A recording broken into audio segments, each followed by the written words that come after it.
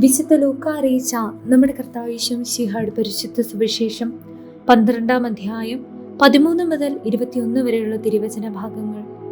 ജനക്കൂട്ടത്തിൽ നിന്ന് ഒരുവൻ അവനോട് പറഞ്ഞു, ഗുരു, പിതൃസ്വത്ത് ഞാനുമായി പങ്കുവെക്കാൻ എൻ്റെ സഹോദരനോട് കൽപ്പിക്കണമേ.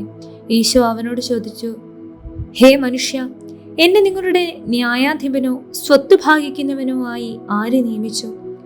അനന്തരം അവൻ അവരോട് പറഞ്ഞു, ജാഗരൂകരായിരിക്കുവിൻ, എല്ലാ അത്യാഗ്രഹങ്ങളിലും നിന്ന് അകന്നിരിക്കുകയും ചെയ്യുവിൻ. മനുഷ്യജീവിതം സമ്പത്ത് കൊണ്ടല്ല ധന്യമാകുന്നത്. ഒരു ഉപമയും അവൻ അവരോട് പറഞ്ഞു. ഒരു ധനികന്റെ കൃഷിസ്ഥലം സമൃദ്ധമായി വിളവ് നൽകി. അവൻ ഇങ്ങനെ ചിന്തിച്ചു, ഞാൻ എന്തു ചെയ്യും? ഈ ധാന്യം മുഴുവൻ സൂക്ഷിക്കാൻ എനിക്ക് സ്ഥലമില്ലല്ലോ. അവൻ പറഞ്ഞു, ഞാൻ ഇങ്ങനെ ചെയ്യും, എൻ്റെ അറപ്പുരകൾ പൊളിച്ച് കൂടുതൽ വലിയവ പണിയും, അതിൽ എൻ്റെ ധാന്യവും വിഭവങ്ങളും സംഭരിക്കും. അനന്തരം ഞാൻ എൻ്റെ ആത്മാവിനോട് പറയും, ആത്മാവേ, അനേക വർഷത്തേക്ക് വേണ്ട വിഭവങ്ങൾ നിനക്കായി സംഭരിക്കപ്പെട്ടിരിക്കുന്നു. വിശ്രമിക്കുക, തിന്നുകുടിച്ച് ആനന്ദിക്കുക. എന്നാൽ ദൈവം അവനോട് പറഞ്ഞു, ഭോഷ, ഈ രാത്രി നിന്റെ ആത്മാവിനെ നിന്നിൽ നിന്ന് ആവശ്യപ്പെടും. അപ്പോൾ നീ ഒരുക്കി വെച്ചിരിക്കുന്നവ ആരുടേതാകും?